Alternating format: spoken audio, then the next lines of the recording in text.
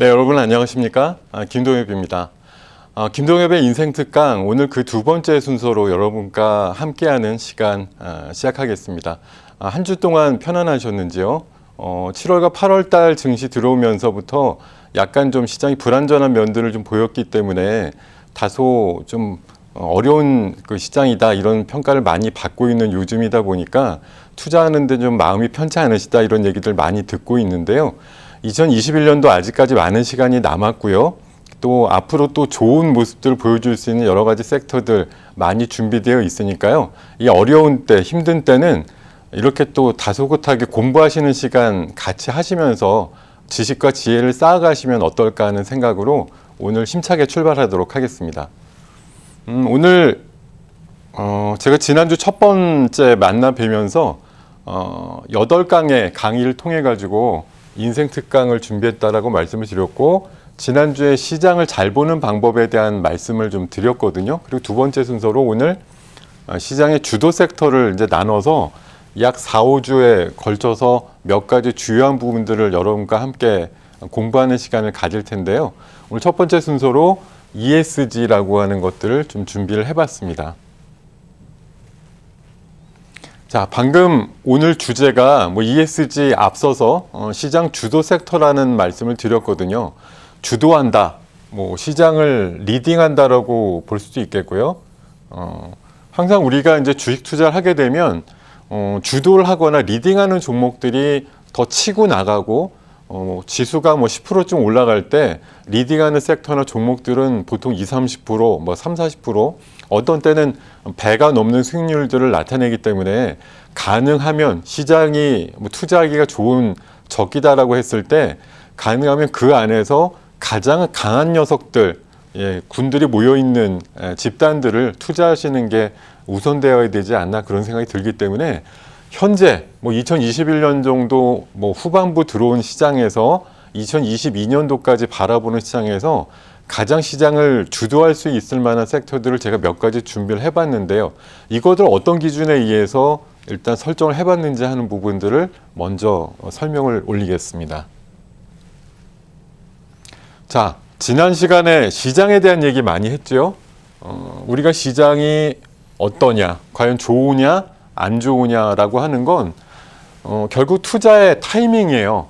내가 지금 진입을 해가지고 있는 현금을 주식으로 바꾸는 게 맞느냐, 아니면 주식 잔뜩 있는 부분을 잠깐 도피하는 식으로 해서 현금으로 바꾸느냐라고 하는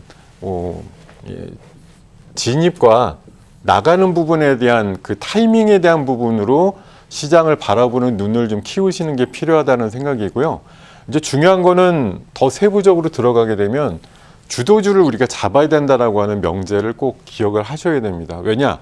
주도주를 잡느냐 아니냐에 따라서 수익률의 차이가 아주 명확하게 나기 때문에 주도주를 꼭 잡아야 된다라고 보죠.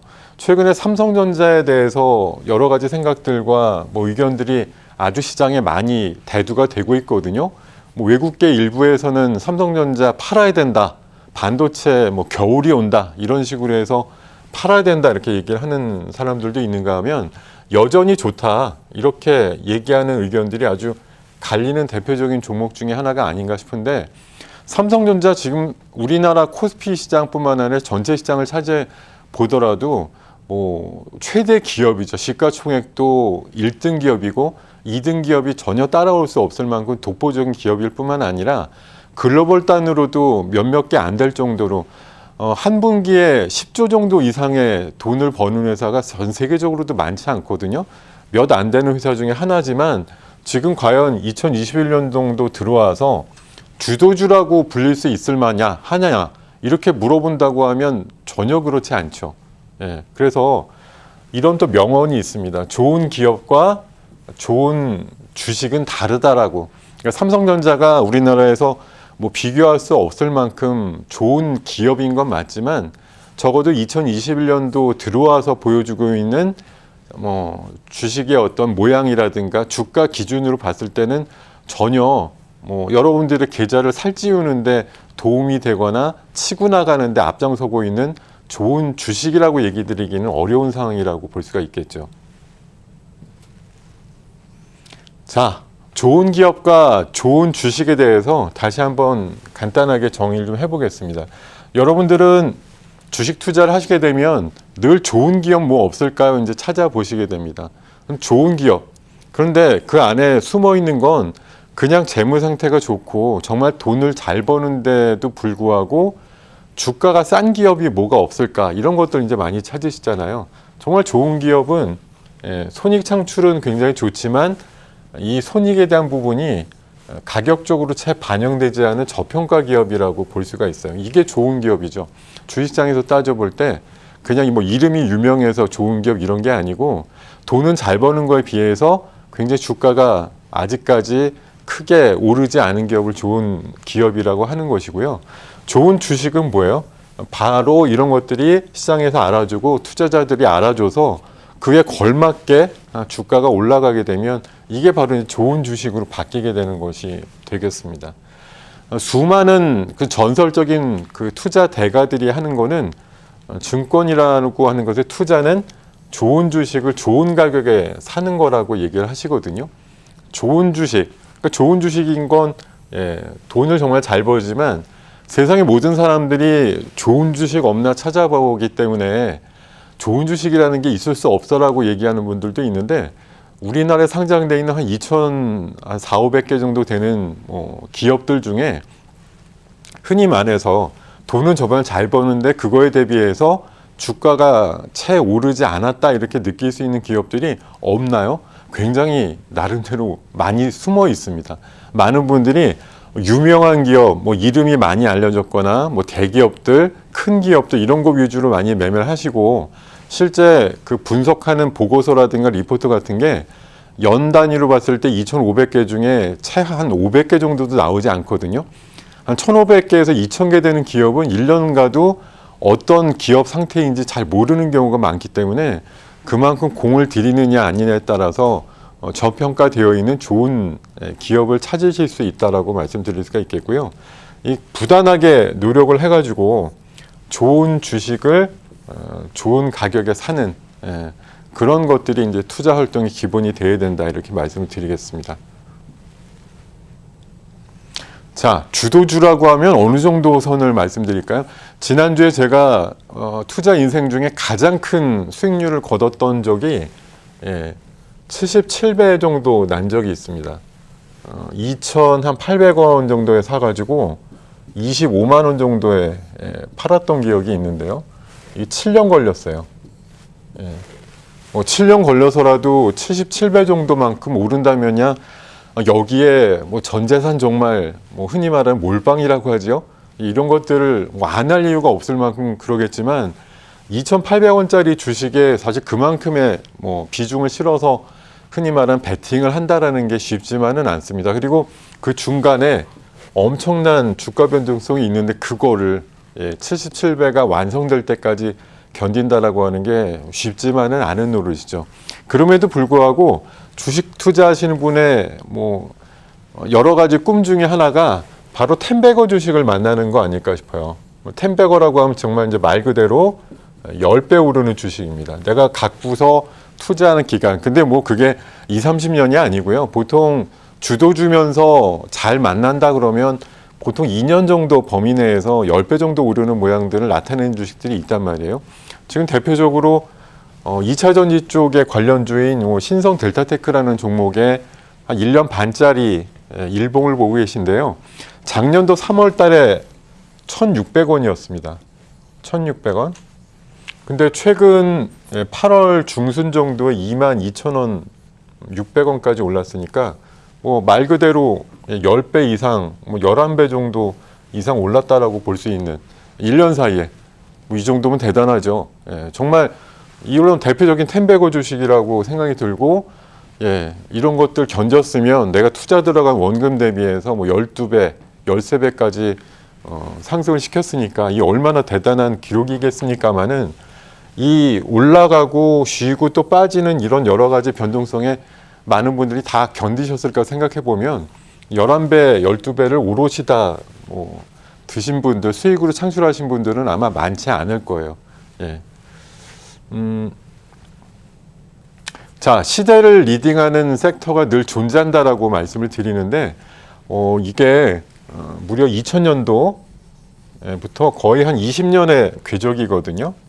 2019년 정도까지 궤적을 봤을 때 뭐 코스피 지수도 이렇게 큰 변동성이 있었죠. 뭐 크게 오르고 잠깐 또 길게 쉴 때도 있었고 또 오르고 이런 변동성이 있었는데 각 그 크게 오르는 시대마다 주도를 하는 섹터들이 또 존재를 했어요.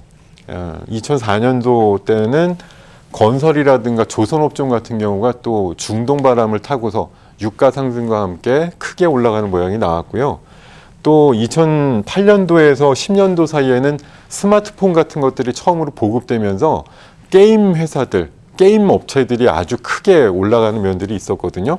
그리고 2012년도에서 15년도 사이에는 중국 쪽에 이제 새로운 시장 바람이 확대되면서 중국 쪽 사람들이 중국인들이 화장을 시작했다, 아니면 진짜 비누를 쓰기 시작했다, 이런 이제 유행이 좀 퍼지면서 너도 나도 화장품 쪽에 진출하는 일들 발생도 했고 대표적인 기업들의 또 큰 주가 상승이 만들어졌습니다. 그리고 2015년도, 16년도 지나서는 테슬라 같은 경우가 대표적인 일이 되겠는데 2017년도 이후에 몇 배 이상의 주가 상승이 또 나오기도 했었고요.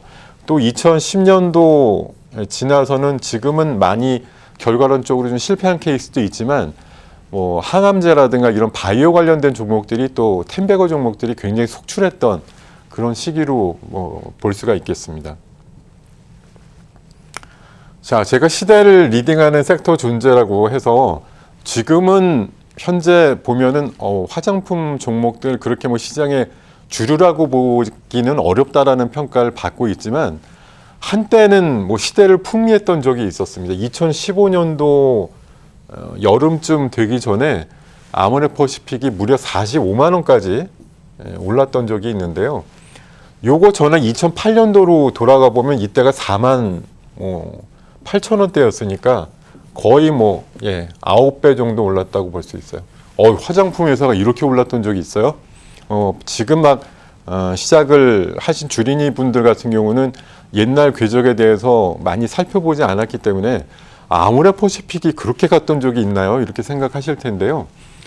그랬던 적이 있습니다. 이때가 어떤 때였냐? 방금 전 장표에서도 말씀드렸지만 중국에 이제 화장품이 막 사용되기 시작하던 시기면서 우리나라 K-뷰티, 그때는 K-뷰티라고 하진 않았지만 우리나라 화장품이 값이 싸면서도 질이 좋다라는 평가를 받으면서 중국 쪽에 굉장한 인기를 얻을 때가 있었습니다. 그러다 보니까 아모레퍼시픽이라든가 LG생활건강 같은 그런 좀 탄탄한 대기업들 중심으로 화장품들이 중국에 수출되는 케이스와 금액들이 굉장히 비약적으로 늘어나면서 주가들이 이렇게 크게 상승하는 일들이 발생을 했거든요. 이렇게 됐을 때 어떤 일들이 발생을 하느냐? 아모레퍼시픽이 중국 가가지고 돈을 떼돈으로 번다더라, 이런 얘기 나오면은 상장사들 중에 일부가 따라하기가 돼요. 따라하기. 추종한다고 볼 수도 있고, 비슷한 것들을 하기 위한 어떤 활동들을 합니다. 여기 보면 자유투어라고 하는 회사가 제가 지금 알려드리는 게 2010년도에서 한 12년도 사이에 나왔던 몇몇 기업들의 예인데요. 사업 목적에다가 화장품을 제조하겠다 이렇게 추가하는 그런 일들이 나와요. 여행사가 화장품을 만들겠다고 나서는 일도 있고요. 또 에듀박스라고 교육 관련된 회사가 의약품과 화장품 사업 목적 추가하는 그런 일까지 발생을 하면서 굉장히 많은 기업들이 새 먹거리로다가 화장품을 추가하는 화장품업을 하겠다라고 하는 게 유행으로 번지던 그런 시기가 있었거든요. 자, 최근에 2021년도, 20년도 되돌아서 한번 생각을 해보시면 간혹 그 회사들별로 이제 임시 주총이라든가 이런 걸 열어가지고 사업 목적을 추가하겠다고 하는 기업들이 나타납니다. 요새 또 굉장히 많은 기업들 사례가 나오고 있는데 작년도 봄쯤에 한번 유행했던 게 손소독제, 마스크 사업하겠다고 나서는 기업들이 굉장히 많았다라는 이런 뉴스 제목도 있었고요. 최근 들어서는 메타버스라고 하는 제가 한 2주쯤 있다가 말씀을 드릴 만한 주제로 선정을 해놓은 이쪽 테마에 관련되는 것들이 굉장히 주가들이 핫하고 글로벌 단으로도 돈이 몰린다, 큰 시장이 형성된다 이런 얘기들과 함께 특수효과하는 그런 기업들은 거의 기본적으로 메타버스 사업을 하겠다 이렇게 나선 데도 있고요. 아이언스 같은 이런 기업들 같은 경우도 2차 전지 소재 쪽으로 사업 다변화 추진을 한다 이래가지고 시장에서 굉장히 긍정적인 반응을 얻게 되는 케이스가 있습니다. 이거 딱 보면 나오죠. 코로나 때문에 이것과 연계된 최근에 이제 백신주들이나 치료제 관련주들도 제약바이오 기업들이라고 하면 기본으로 한다 이렇게 나오는 데도 있습니다만 최근에 굉장히 핫한 아이템이라고 하는 메타버스라든가 2차 전지 소재 쪽 특히 이런 쪽으로 새로운 사업 다각화나 신사업을 모색하는 그런 기업들이 굉장히 많이 늘어나고 있습니다. 이것만 보시더라도 최근에 뭐가 주도를 하고 있는지 당연히 아시게 될 거라고 생각이 듭니다. 자, 유행은 곧 주가라고 말씀을 드릴 수가 있는데 시장에서 가장 회자가 많이 되고 많은 동료 옆에 있는 기업들이 이쪽을 사업 목적 추가를 한다라는 건 그만큼 그쪽이 돈이 된다라는 걸 증명을 하고 있는 것이거든요. 아까 위적 스튜디오도 있었지만 자이언트 스텝이라고 하는 기업 같은 경우는 올해 3월 달에 한 22,000원대 주가가 최근 들어서 11만 원대까지 한 5배 늘어나는 모습을 나타냈고요. 2차 전지 소재 쪽으로 대표적인 에코프로 BM 같은 경우는 올 초에 5만 원이었어요.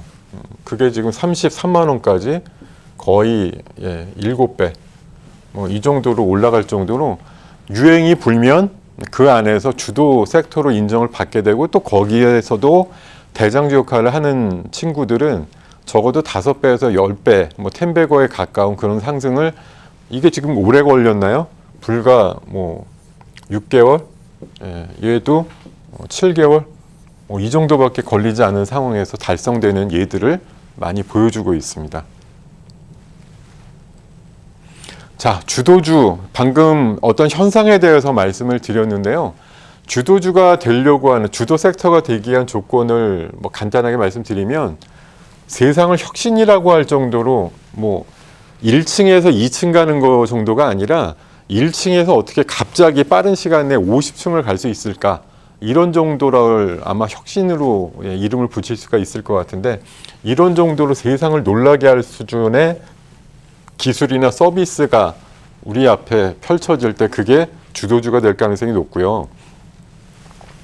큰 시장이 존재를 해야 됩니다. 아까 메타버스라고 말씀을 드린 시장도 메타버스가 왜 얘기가 되느냐. 2030년 정도 되면 1700조 시장이 된다고 하니까 이 큰 시장을 그냥 놔둘 수는 없지라고 하는 기업들의 도전의식을 일으키는 그런 큰 시장에 대한 비전이 관련되는 섹터를 주도 섹터로 좀 만들고 있는 것이거든요. 그리고 멀지 않은 현실이 되어야 된다. 우리가 어느 정도 추산이 가능한 범위 내에서나 아니면 그 주식을 들고 기다릴 만한 어떤 시간적인 인내 범위 내에서 움직이는 미래가 되어야 되겠죠. 지금 아마 길게 보면 한 2030년 정도쯤, 그러니까 지금부터 한 7, 8년 정도 시간 내에 크게 터집니다라고 하는 정도가 거의 맥시멈의 한계일 것이고요.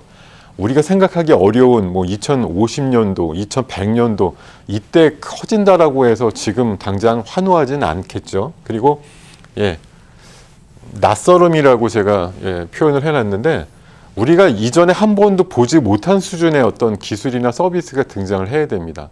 그래야지 세상이 놀라고 이게 이런 신기한 게 있나 하는 생각들을 하면서 관심을 끌게 되고 그중에 어떤 것들 선택을 받은 것들이 주도주로 나설 수밖에 없는 것이고요. 마지막으로 제가 프레임이라고 말을 붙였는데 그럴 수밖에 없는 당위성이 있는 것들이에요. 지금 흔히 말하면 내연기관차가 앞으로 10년 내 정도 되면 미국 중심으로도 반 정도는 무조건 전기차를 만들어야 된다. 이런 정책들이 좀 추진되고 있는데 결국 10년 내로 미국에서 나오는 새 자동차의 반은 전기차 이런 지금 구조가 완성이 돼 있단 말이에요. 특별한 일이 없다고 하면 그렇게 될 것이기 때문에 지금 미국 시장 내에서 전기차 점유율이 2.5%밖에 안 되지만 10년 정도 되면 거의 의무적으로라도 40%, 50%에 가까운 전기차를 볼 수 있을 거다라는 프레임이 씌워져 있는 순간 이거는 기가 막힌 주도 섹터로 될 가능성이 높은 그런 상태가 된다는 거죠. 자, 그림으로 아주 간단하게 명료하게 말씀드리면 최근에 아주 인기를 끌고 있다고 하는 현대차의 그 새로운 EGMP 전기차 플랫폼으로 만든 첫 자동차, 굉장히 시장의 혁신을 보여주고 있는 차고요. 메타버스라고 하는 개념, 아주 신기하면서도 이런 게 다 있나. 그리고 미국 초등학생들 하루에 한 2시간 이상 꼬박꼬박 한다고 하는 그런 가상현실과 관련된 시장들. 그리고 우리나라도 물론이었지만 올여름 얼마나 더웠어요. 또 이상기온 같은 것들이 나오면서 폭염이라든가 폭우, 우박들 내렸죠. 그리고 또 동반돼 갖고 워낙 대지가 뜨겁다 보니까 산불이 자주 나기도 하고 그런 것들이 광범위하게 퍼지면서 또 이산화탄소를 만들고 온실가스를 만들면서 지구가 온난화되고 또 그런 것들이 덥다 보니까 빙하를 녹이고 그러면서 또 해수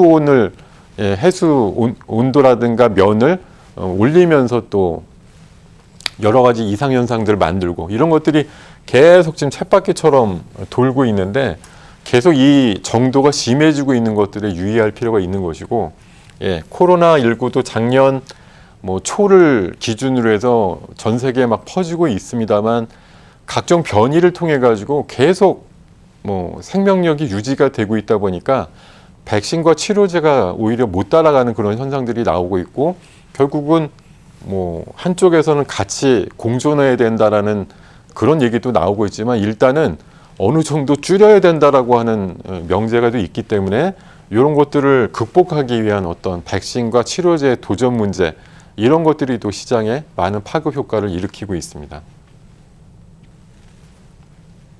자, 그래서 이걸 통칭해서 제가 메가트렌드라고 이름을 붙이면서 크게 4가지의 혁명적인 어떤 상황들이 주도주로서 등장을 하고 있다라고 말씀드리는데요.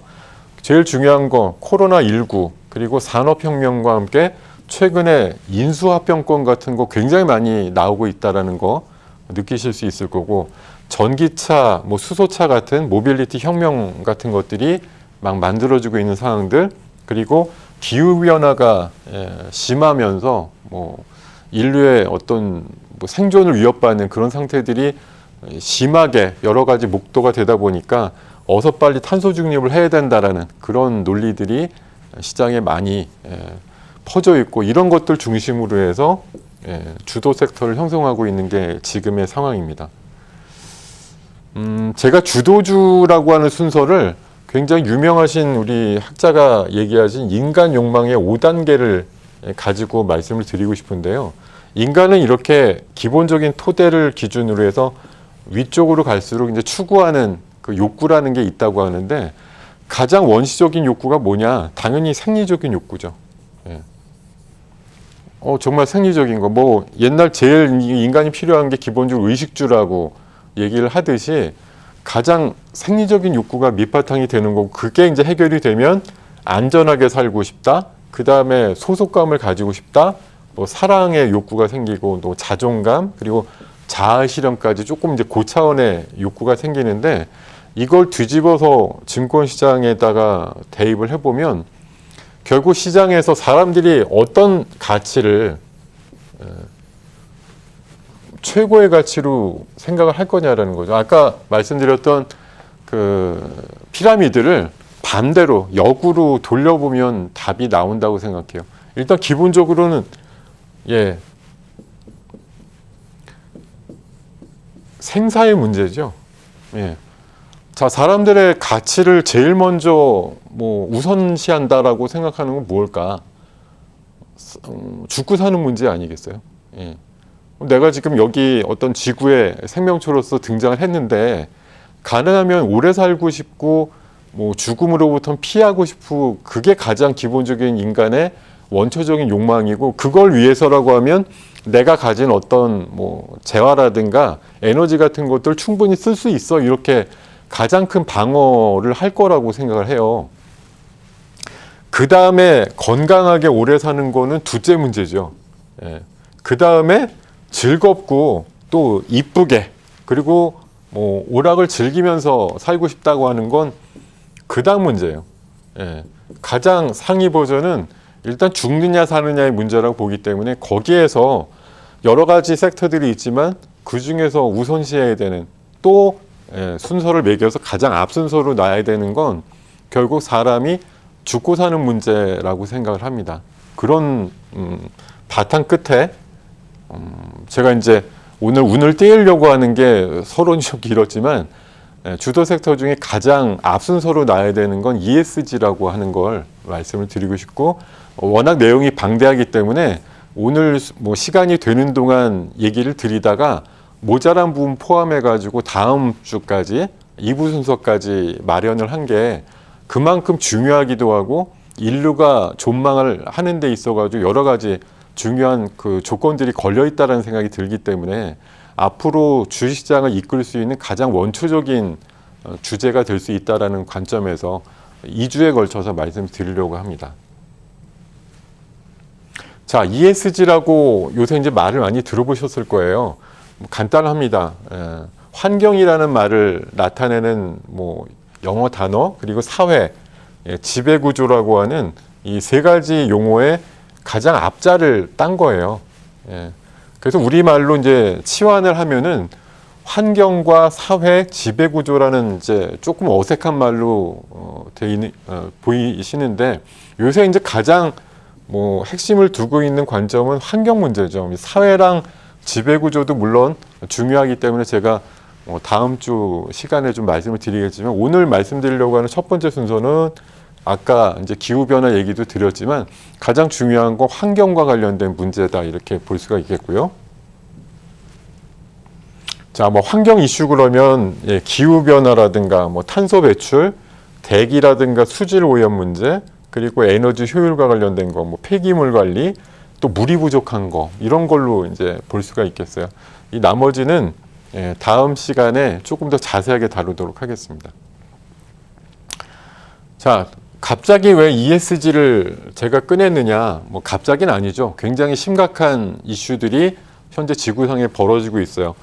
얼마 전에 서울에서 아마 5월 달에 열렸던 그 P4G라고 하는 환경 관련된 정상회의가 있었는데 이때 참석한 어느 그 환경 전문가가 이렇게 얘기를 했습니다. 30년 이내로 우리나라를 비롯해서 뭐 전 세계가 탄소 중립을 만들지 못하면 지구는 폭망한다. 인류는 뭐 멸종한다. 이런 식으로 얘기를 했거든요. 그리고 아이슬란드의 빙하 같은 경우가 20년 새에 서울 면적의 한 1.2배 수준이 갑자기 사라졌다는 얘기도 같이 전해온 바가 있습니다. 자, 그리고 최근에 이슈가 되고 있는 것들, 뭐 최근 그 7월 달 넘어가면서 캐나다나 미국 같은 데 서부 쪽에 굉장히 폭염이 계속되면서 산불도 동반됐다는 뉴스 아주 많이 들으셨을 텐데 그게 지금 전 세계적으로 퍼져서 뭐 터키에도 얼마 전에 산불 크게 났다는 얘기 들으셨을 거고요. 그리스에도 큰 산불이 났는데 진짜 심각하게 난 산불은 시베리아에 났습니다. 미국하고 터키, 그리스, 캐나다 합친 것보다 3배가 넓게 탔다라고 얘기를 하는데 우리나라 한반도 이 면적의 거의 한 80% 수준만큼이 탔다라고 얘기를 하는 보도가 최근에 나오고 있어요. 그러니까 얼마나 큰 면적이 타고 있는 겁니까? 근데 이거 그냥 조용히 타기만 하고 끝나나요? 이렇게 탄 데서 뭐가 유발이 되겠어요? 엄청난 연기가 유발이 되고 지금 이게 뭐 미국 그 동부 쪽 비롯해서 북극까지 뭐 3, 4천 킬로를 날아갔다라는 그런 얘기들이 나오고 있습니다. 관련해서 이 엄청난 이산화탄소가 지구에 새롭게 생성이 됐다는 얘기예요. 심각한 얘기죠. 그만큼 지구는 더 더워졌을 거고요. 자, 그러다 보니까 뭐 이탈리아 같은데 우리도 이번 여름에 30도 뭐 후반을 어렵지 않게 찍었습니다만 유럽이나 미주 같은 데는 뭐 50도 가까이 온도가 올라갔었습니다. 그러다 보니까 불도 금방 나고요. 더 심각한 거는 20년 내에 통제불능 상태가 될 수 있다. 이런 상황을 그대로 방치하면 폭염, 폭우, 가뭄도 2배, 폭염은 8배 상황이 나올 수 있다고 얘기를 하고 있는데 1900년도 이후에 지구의 연평균 지표 변화의 상황을 따져보면 거의 1900년도에는 거의 0도씨 정도 되던 온도가 0.9도씨 정도까지 올랐다라고 얘기를 해요. 1도씨 오른 게 뭐 그렇게 대단해 라고 하시겠는데 얼마 전에 나온 기후 관련된 보고서를 보면 1.5도씨만큼 오르면 거의 인구의 한 40% 정도가 사멸한다 이렇게 얘기를 하고 있거든요. 지금 굉장히 빠른 속도로 커브가 그려지고 있는 상황이다 이렇게 말씀드리겠습니다. 자, 폭염과 폭우가 뭐 가난하고 부자 나라 이거 피해가는 거 아닙니다. 예, 빈부 아무 상관없어요. 뭐 잘 사는 나라에도 폭우 와가지고 사망자들 많이 나오고 있는 게 지금 현실이고요. 뭐 가난한 나라가 물론 더 대처하기 어려운 부분이지만 가리지 않습니다. 성별도 가리지 않고 뭐 인종도 가리지 않아요. 국가도 어디에 한정돼 있지 않습니다. 전 세계가 같이 당면한 문제라고 볼 수가 있겠고요. 1도씨가 앞당긴 인류 종말의 시계라는 이런 그 타이틀이 붙은 기사가 며칠 전에 나온 적이 있는데요. 온난화가 지금 가속되면서 1.5도의 예측치가 10년 정도 지금 앞당기고 있다. 아까도 말씀을 드렸지만 하루가 다르게 녹는 빙하들 때문에 해수면이 계속 올라간다는 거죠. 얼마 전 기사를 보니까 부산도 10년 뒤면 잠긴다라고 얘기를 하네요. 물론 뭐 전체가 잠기는 건 아니지만 바다와 인접되어 있는 그 일정량의 땅은 해수면 온도가 계속 올라올 거를 우려를 해서 보면은 잠긴다라고 얘기를 해요. 그래서 마치 뉴욕처럼 그 바다 사이에 도시와 장벽을 세워가지고 물이 못 넘어오게 해야 된다 이런 것들을 지금 막 서두른다는 얘기들까지도 나오거든요. 그만큼 지금 해수면 온도가 아주 보이지 않을 만큼 계속 올라오고 있다는 얘기인데 해수면 온도가 올라오면 뭐 당연히 해류가 바뀌게 되고 해류가 만드는 어떤 기상 변화들 같은 것들이 심각해지면서 그 바닷가 주변의 중심으로 해서 해류 변화를 통해서 기온 변화가 심하게 되고 이런 것들이 만드는 이상 기온들 같은 것들이 주변국들을 굉장히 괴롭히는 그런 이상 재해들 같은 것들을 만든다 이런 얘기죠. 그러다 보니까 더 이상 말 그대로 빙하를 안 녹게 해야 되고 해수면을 더 높이지 않게끔 하기 위해서 노력을 해야 되는 것인데 그게 바로 이제 통칭할 수 있는 부분이 ESG라고 말씀드릴 수가 있겠습니다. 자, 지금 갈수록 뭐 산업화가 되면서 이산화탄소를 더 내뿜는 산업들이 더 확장이 되고 있다 보니 지구의 온난화가 훨씬 더 강해지고 있다는 건 뭐 너무 당연한 얘기예요. 그러다 보니까 뒤늦게라도 이제 글로벌적인 공조를 하기 위해서 만든 협약이 바로 이제 파리 기후협약이라고 2015년도에 설정이 됐고 이제 막 시행을 하려고 하는 협약이 있습니다. 얼마 전까지 그 미국에서는 또 트럼프 대통령이 이 협약 이제 탈퇴해가지고 긴장이 일어났습니다만 바이든이 이제 다시 맡으면서 재가입을 했죠. 그러면서 누구보다도 온실가스 줄이기 위한 탄소 중립 정책을 많이 좀 내세우고 있는 상황인 거는 그나마 다행이라고 생각을 하는데요. 아직 본격적으로 시작도 안 했습니다. 근데 촌각을 다투는 위험은 계속 우리를 엄습하고 있는 상황이죠. 자, 얼마 전에 그 유럽 쪽에서 Fit for 50-50라고 해가지고 55라고 해가지고 탄소 국경세를 기본으로 하는 이런 그 탄소 중립 방안 같은 것들을 실행하는 것들을 제시를 해놓은 게 있어요. 결국은 친환경 에너지를 많이 쓰면서 탄소 중립을 유도를 하고 굳이 또 산업 쪽에서 탄소를 많이 일으키는 어떤 활동들을 뭐 수반하는 그런 산업들을 결국 탄소 배출로부터 좀 벗어나게 만드는 강제 조항을 넣어서 그런 것들로 만든 것들을 수출을 EU 쪽에 하려면 세금을 내야 된다. 거의 뭐 심할 경우에는 매출의 한 10% 정도까지도 내야 되는 그런 이제 옵션들을 주다 보니까 뭐 철강이라든가 기계, 뭐 알루미늄 이런 그 헤비한 그런 업종들을 하는 기업들 같은 경우는 아주 발등에 불이 떨어졌죠. 만드는 데도 탄소가 들어가고 탄소를 배출시킬 수밖에 없는 그런 산업 구조인데 이것들을 어떻게 뭐 주어진 시간 안에 확 줄여 이러려다 보니까 굉장히 장벽에 부딪히기도 하고 돈을 엄청나게 내야 되는 그런 부담감이 커지기 때문에 뭐 주저하고 있는 상황이라고 생각이 들고요. 대통령께서 작년도에 굉장히 큰 결심을 하시고 더 늦기 전에 2050이라고 해서 2050년 정도까지는 우리나라가 탄소 중립의 상황을 만들어야 된다라고 하는 걸 정책적인 아젠다로 제시하신 바가 있거든요. 물론 쉽지 않습니다. 이게 뭐 개개인의 노력뿐만 아니라 지방자치단체, 정부 또 뭐 한 나라의 정부만 애쓴다고 되는 것도 아니고 글로벌적인 공조가 굉장히 치밀하게 맞아 들어가야지만 지금 정도에 퍼져 있는 이산화탄소를 어떻게든 줄이고 2030년도든 40년도든 50년쯤 됐을 때 지금 뿜어내고 있는 탄소를 거의 극미량으로 줄일 수 있는 목표치가 그래도 달성이 될까 말까 할 정도의 상황이니까요. 이거는 정말 그냥 어느 산업 하나가 뭐 기업 하나가 그냥 우뚝 하나 나서면 되는 문제가 아니고요.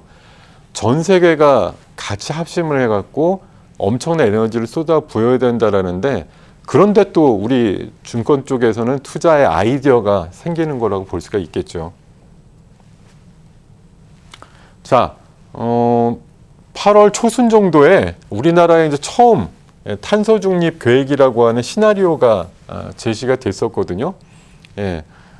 말들은 많습니다. 이거 가지고 되겠느냐, 뭐 불충분하다, 너무 광범위하다 이런 뭐 여러 가지 얘기들도 있지만 저는 그것보다도 대통령께서도 얘기하신 게 뭐냐면 지금부터라도 시작하지 않으면 그 끝을 알 수 없을 정도로 시간은 촉박하고 돈이 많이 든다고 해서 거의 아니면 불가능하다고 해서 시작하지 않을 수는 없는 거 아니냐 이런 얘기를 하시거든요.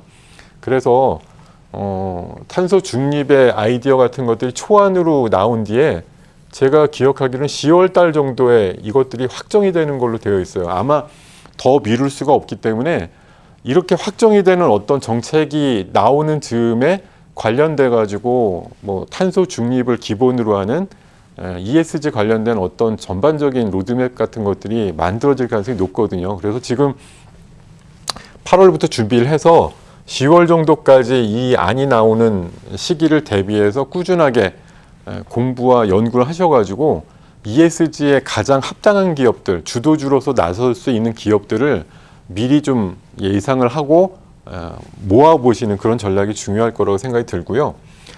이게 왜 중요하느냐?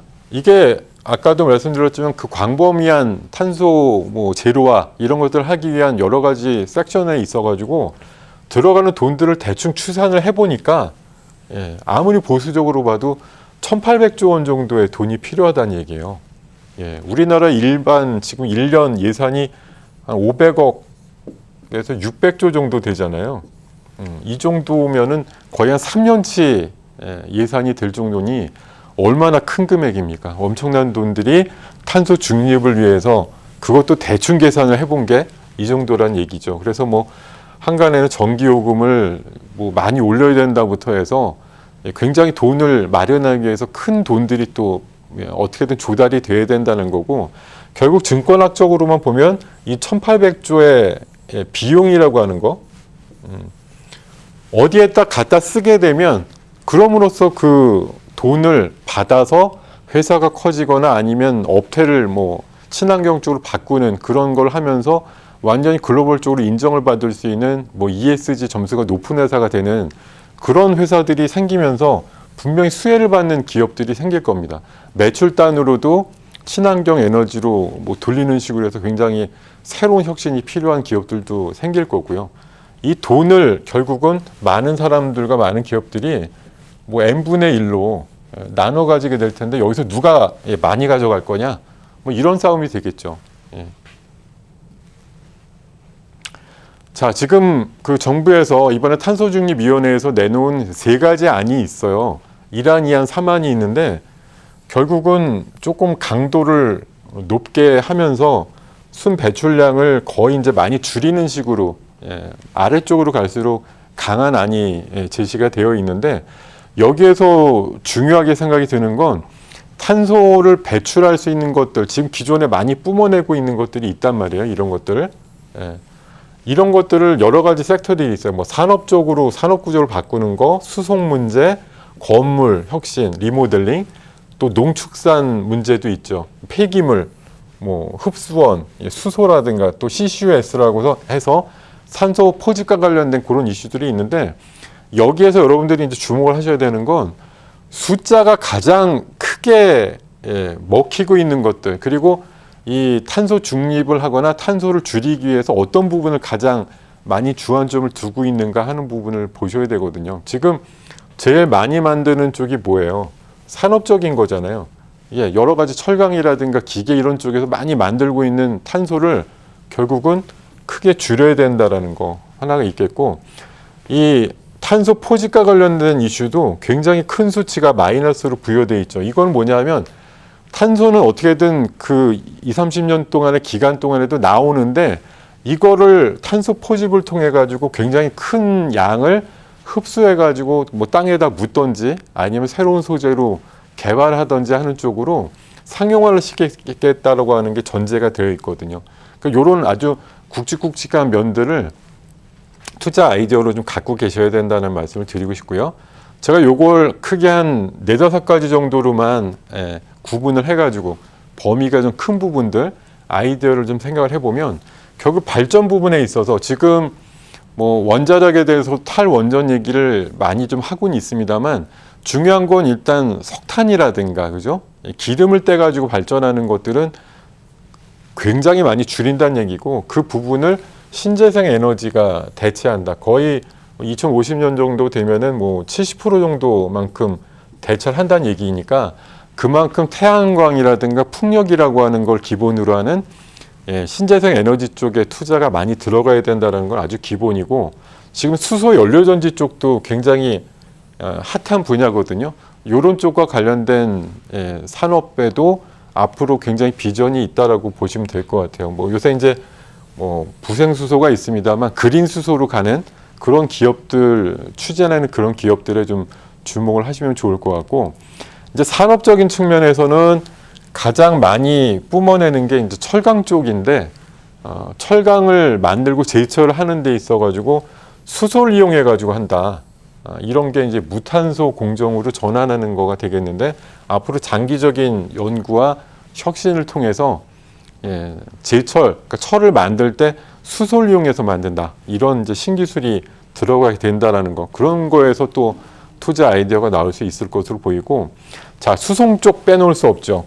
뭐 매연가스라든가 이런 것들 저감하기 위해서는 당연히 매연을 안 뿜어내는 전기차라든가 수소차라고 하는 새로운 개념의 모빌리티들이 등장을 해야 되는데, 지금은 뭐 비율이 뭐 한 자릿수 초반 정도밖에 안 되지만, 앞으로 전기차, 수소차 보급률을 1, 2년의 시나리오대로 하더라도 76%까지 2050년 정도가 되면 늘어나게 될 것이고, 4만이 되면 거의 내연기관차가 없는 시대가 돼요. 97%가 전기차, 수소차를 보급하게 되는 그런 상황이 될 거기 때문에, 지금 뭐 많은 기업들이 내연기관차 중심이지만 선언을 하잖아요. 2030년 정도 아니면 2035년 정도 되면 내연기관차 더 이상 안 만듭니다. 이렇게 얘기를 하고 있기 때문에 2030년 정도가 지나면 자연스럽게 내연기관차의 보급도 줄어들 뿐만 아니라 기존에 굴러다니던 자동차들이 이제 노후화되면 거의 다 전기차로 전환되는 그런 시대가 올 수밖에 없으니까, 한 100년 넘게 내연기관차가 큰 역할을 했는데, 이제는 모터가 돌아가는 전기차가 새로운 자동차의 주역이 될 거라는 거, 불을 보듯 뻔하다고 볼 수가 있고요. 자, 그리고 폐기물 관련해서도 큰 사업적인 아이디어가 있습니다. 우리나라 지금 상장돼 있는 기업들 중에 폐기물 재활용하는 기업들 몇 개쯤 있는데요. 그런 기업들의 지속적인 관심을 가지시는 것도 중요하고, 지금 우리나라 같은 경우 또 플라스틱 문제가 엄청나게 심각하죠. 그러다 보니까 신재생, 뭐 재생 플라스틱 아니면 생분해 플라스틱 같은 사업 쪽이 굉장히 히트를 칠 겁니다. 뭐 몇 달 땅에다 묻어 놓으면 자연스럽게 소멸되는 그런 생분해 플라스틱, 바이오 플라스틱으로 대체되는 시대가 올 거라고 생각이 들고요. 자, 조금 개념이 낯설긴 하지만 지금 공기에 떠다니고 있는 이산화탄소를 포집을 한다고 하죠. 끄집어 가지고 요거를 묶어 가지고 땅에다가 묻는 기술을 이제 탄소 포집 기술이라고 얘기를 하는데, 이걸 단순히 묶는데 그치는 것이 아니고 새로운 신소재, 뭐 카보네이트라든가 이런 신소재로 바꾸는 기술 같은 것들도 지금 상용화를 앞둔 정도까지 진행이 되고 있는 부분들이 있어서 연간 온실가스 배출량의 60~70%를 결국은 이 CCU 기술로 해야 되니까 이 기술 자체를 갖고 있는 기업들의 어떤 비전은 굉장히 크다. 지금 차지하는 비중 보세요. 온실가스 총 배출량의 60~70%를 해당한 겁니다. 요게 전제가 되어야지만 탄소 중립이 가능하다는 것이기 때문에 그만큼 이 관련된 기술 쪽에 해당되는 기업들에 주목을 하셔야 된다고 생각이 듭니다. 지금 시간상으로는 다음번 시간에 조금 더 기업 쪽에 포커스를 맞춰가지고 설명을 드리는 시간을 갖도록 할게요. 지금 시간적으로 봤을 때 이제 뭐 오늘 이제 마무리를 좀 해야 되는 시간에 도달을 하고 있기 때문에 오늘 말씀드린 건 시장은 결국 주도주 싸움이다라고 말씀을 드렸고요. 주도주가 늘 시장에 존재하기 때문에 우리가 게을리하지 않고 주도주를 찾기 위한, 그리고 우리 포트에 넣어놓기 위한 그런 활동들 열심히 하셔야 되고, 가장 주도 섹터의 넘버원은 사람이 죽고 사는 문제와 가장 직결되어 있는 ESG라고 하는 그런 개념에 포커스를 맞춰서 보시는 게 앞으로 2021년도뿐만 아니라 장기적인 탄소 중립이라고 하는 그런 시대가 정책적으로 뭐 어느 정권이 잡더라도 결국 필연적으로 올 수밖에 없는 그런 시대적인 사명이라고 생각하시고 보시면 ESG라고 하는 개념을 소홀히 넘어가면 안 된다는 말씀을 일단 드렸고요. 다음 시간에 그 뒤에 뭐 환경뿐만 아니라 사회적이거나 이제 그 지배구조와 관련된 얘기들도 함께 드리면서 관련되는 투자 아이디어를 갖고 있는 기업들의 포커스를 맞춰서 말씀드리는 시간을 준비하도록 하겠습니다. 다음 주에 뵙도록 하겠습니다. 감사합니다.